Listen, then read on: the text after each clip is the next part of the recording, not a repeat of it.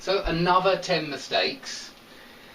Let's look at number 1. And you have a chance to warm your dinner. Now, my student was talking about at his place of work, they have a microwave, and so you have a chance to warm your dinner up. And that sounds much more natural to me. Heat your dinner up, warm your dinner up. You could also say heat your dinner up here, heat something up. But you have a chance to warm your dinner up is great with a microwave. It just means heat it up a little bit so that it's warm again. Warm up or heat up. Okay, number 2, they are opposite of us. This is a mistake with the preposition. You just say they are opposite us. They live opposite us. Their car is opposite our car. So you just say opposite and then the object. Okay, and by the way, if you want to look at phrasal verbs, please try my big long series of videos on phrasal verbs. I've got lots. I've got lots on prepositions as well, but this is a fairly simple one. Just opposite, no preposition. No preposition after it. Okay, number 3, I spent for dinner near 320 rubles. Now, there are actually 2 mistakes in this sentence. Firstly, you spend money on something, so this one's got to be on. I've spent on, and I've put this on this side because really this needs to be in a different place as well. So this should be over here. I spent 320 rubles on dinner. Now this word is also wrong, so 3 mistakes perhaps in this sentence. I spent nearly 320 rubles on dinner. Remember that near means close and nearly means almost. Yeah, they're very different. Okay.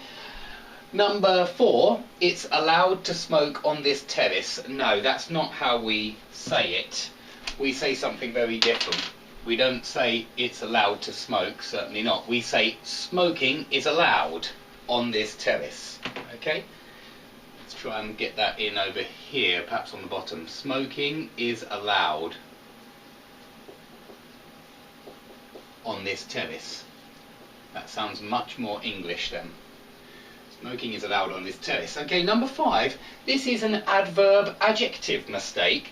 Very similar to this mistake. Very close to this mistake. Near is an adjective. Nearly is an adverb. Well, hard is an adjective. And hardly is an adverb. Now, if you say I hardly work, which would be the correct sentence structure, that means I work very little. I hardly work. I hardly work at all. I don't work much. And I don't think that's what the student wanted to say. They wanted to say the opposite. So remember, there are 2 possibilities here. You could say, I work hard, which means, you know, you work a lot. But you can also say, I hardly work, which means you work very little. Yeah, not much, almost nothing, hardly, almost nothing. So hardly work at all, it means I do very little work. Okay, number 6, she made permission for them to work. Again, a few mistakes here. Better to take that out and use a different verb from made as well. She gave them permission to work. That sounds much more English again. She gave them permission to work. Okay, number 7, I sympathise for these countries. Wrong preposition.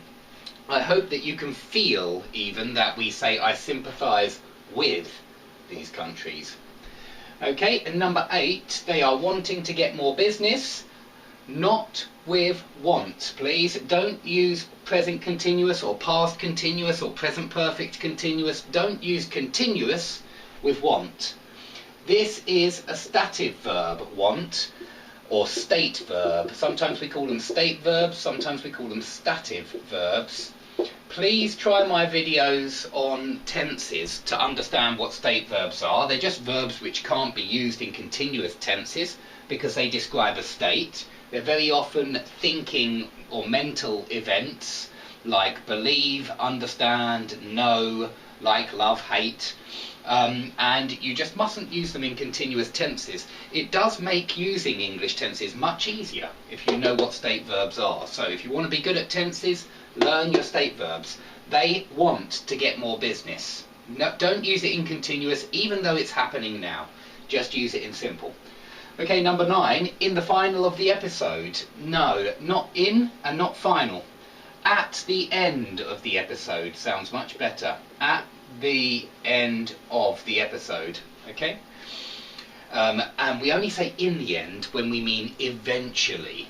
But if you're talking about at the end of something, it must be at the end. At the end of, and then whatever you're at the end of.